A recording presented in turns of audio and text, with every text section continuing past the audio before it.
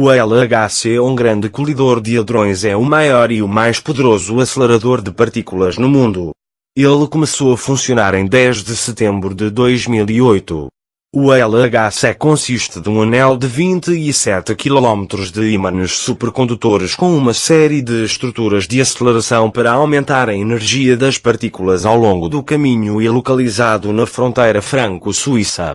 Dentro do acelerador, dois feixes de partículas de alta energia viajam numa velocidade próxima à da luz antes, a cerca de 160 mil milhas por segundo, que num dado momento irão colidir. As partículas viajam em direções opostas em tubos de feixes separados, dois tubos mantidos a ultra alto vácuo. Eles são guiados em torno do anel acelerador por um forte campo magnético mantido por supercondutores eletroímãs. Os eletroímãs são construídos a partir de bobinas de cabo elétrico especial que opera em um estado supercondutor, de forma eficiente, fazendo conduzir eletricidade sem resistência ou perda de energia. Isso requer refrigeração dos ímãs para 271 graus centígrados negativos, uma temperatura mais fria do que o espaço exterior.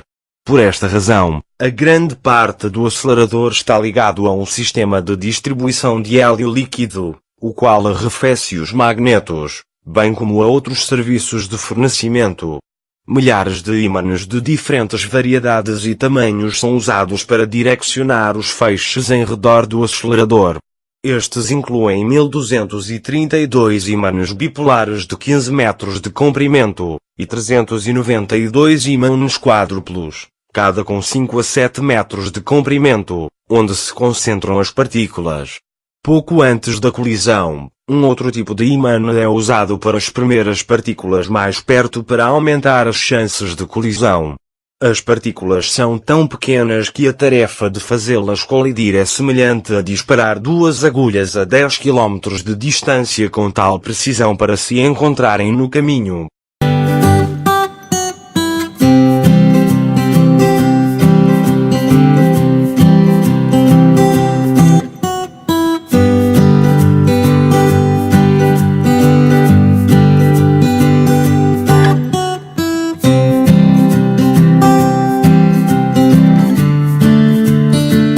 Todos os controles para o acelerador, seus serviços e infraestrutura técnica estão alojados sob o mesmo teto, no Centro de Controle do CERN, Organização Europeia para a Pesquisa Nuclear. A partir daqui, as partículas no interior do LHC são feitos para colidir em 4 locais ao redor do anel do acelerador, o que corresponde às posições dos 4 detectores de partículas, Atlas, CMS, ALICE e LHCb.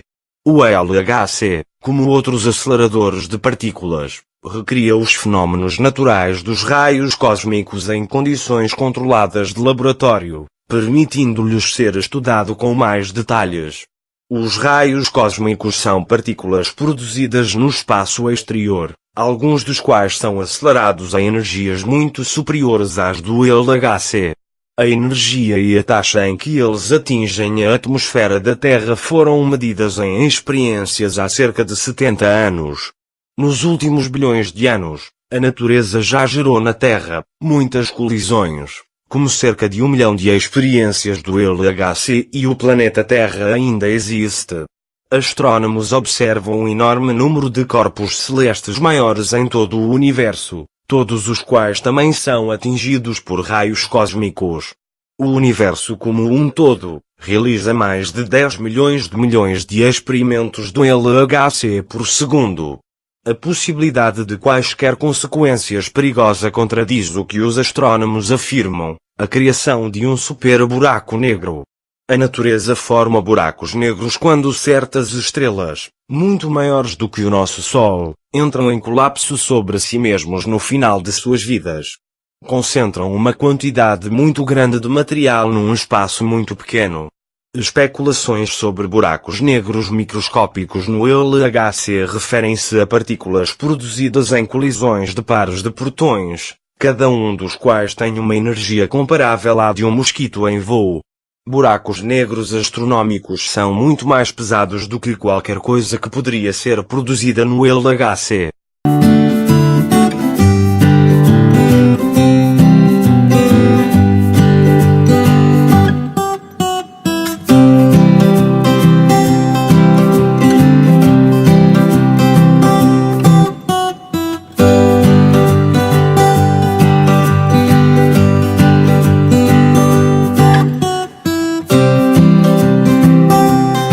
O belga François Englert e o britânico Peter Higgs, dois dos físicos teóricos que, há cerca de 50 anos, postularam a existência de uma partícula elementar que confere massa a todas as outras, a chamada partícula de Deus.